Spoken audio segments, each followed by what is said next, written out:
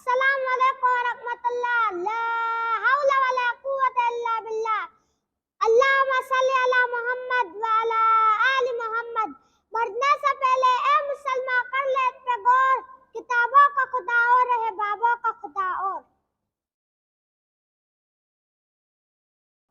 تو میرے عزیز دوستو، آج میں ایک آپ کو خاص صورت کے بارے میں بتاؤں گا جو ہمارے حضور صلی اللہ علیہ وسلم صحابہ اکرام کو سناتے تھے اور صحابہ اکرام اپنے بیٹوں کو سناتے تھے۔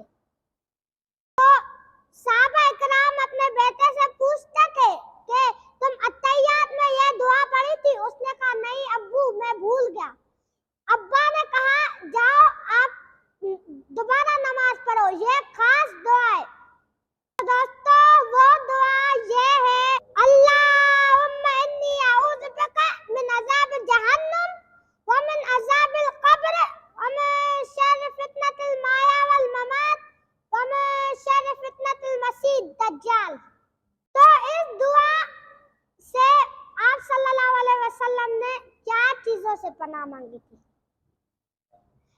عذاب جہنم، عذاب قبر، اچانک موت سے، فتنے سے اور دجال کے فتنے سے۔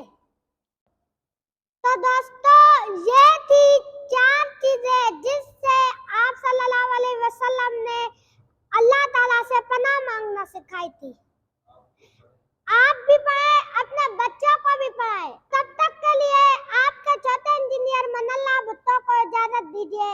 وما علینا الا البلاغ المبین۔ میں کو آخر میں دل چاہ رہا ہے کہ ایک ڈائلاگ مار دوں۔ میرے نبی کے جیسے